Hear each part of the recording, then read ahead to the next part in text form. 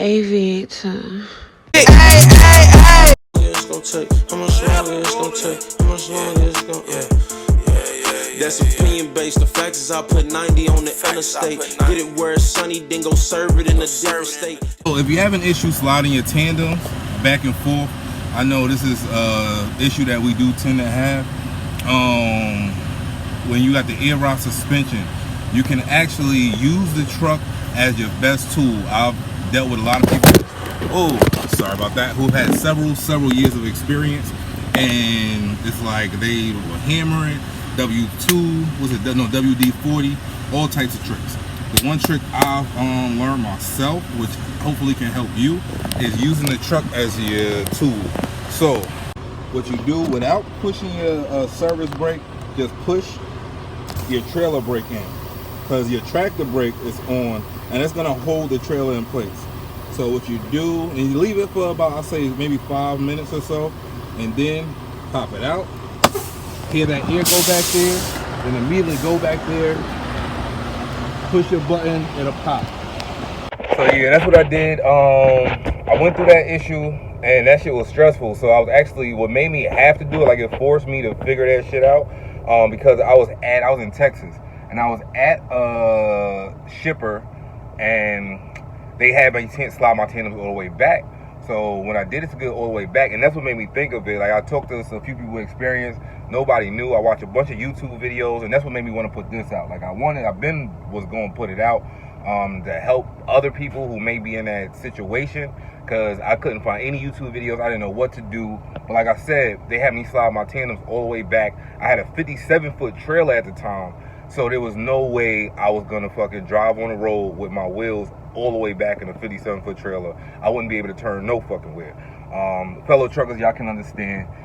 But yeah, so as a newbie, I called around to people I knew who were in the business. Nobody gave me an exact answer. Right now I got the mechanical one, the lever you just pull out and it pops. But yeah, that was the AirRide. So this is strictly for the AirRide suspension. I think what happened is when you put the brakes on, that air that gets pushed back in there, that helped with the tandem pins coming in. But yeah, so that's what I did. If you're having that issue, this may help you out. So I really wanted to put that out because, like I said, it took me about an hour after I got loaded, trying to, because I was able to slide them back for some reason, even though one of the pins didn't go in, but one of the fellow truck drivers who was on loading themselves, he let me borrow his hammer and showed me that. So that's one thing I learned. You got to have all types of tools with you.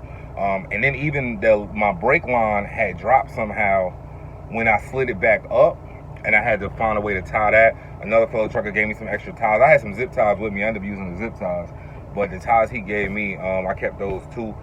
So yeah, look out for your fellow truckers. That's why I want to do this video, in case anybody's out there going through that issue. If you have a trailer with the AirRide suspension and your tandem pins aren't going in, that may help you. Once again, you just push your trailer brake in.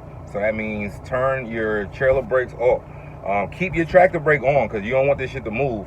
Well, you don't want the vehicle to move. Apologies for my language. I'm gonna keep it professional on this. I got another segment called Grind My Gears I'm gonna start doing, that it will probably be some foul language in, because it's a lot of stuff that grinds my gears when I'm on the road. But I still keep my composure. It's just stupid stuff like people coming on the on-ramp at 20 miles an hour and cutting in front of you when you're going 70 miles per hour and you're hauling, say, 70 to 80,000 pounds heavy. They don't understand that. That's their life that they're playing with. So a little stuff like that. But yeah, I just really wanted to put this out.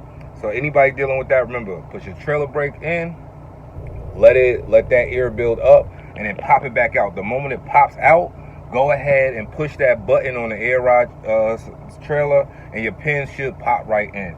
I've seen some other videos on YouTube. There are some other ways that may work, but I'm just letting y'all know what worked for me. And being I didn't see a video out there, I want to be able to help anyone that may be going through that issue, so you don't have to spend an hour at the shipper, or maybe even longer, like I did. Because if you push them all the way back, and like I said, I had a 57-foot trailer, so you can't go nowhere. Even if you have a 53-footer, you like, who's trying to ride with their tandem wheels all the way in the back? It makes it extremely hard to turn. If you're a fellow trucker, you can understand that. And I hope y'all find this helpful. Check me out. I'm be coming out with a lot more trucker videos. and some other stuff that y'all may be interested in. So definitely subscribe and all that other good stuff. And let me know any questions y'all may have. If this video helps you, because that's the main reason I'm doing it. Like I said, I couldn't find any video with this particular information, and it came in clutch for me. Well, figuring this out came in clutch, because I would have still probably been in Texas, even though that was 2 months ago. I wasn't moving with that 57-foot trailer with my tandems all the way in the back.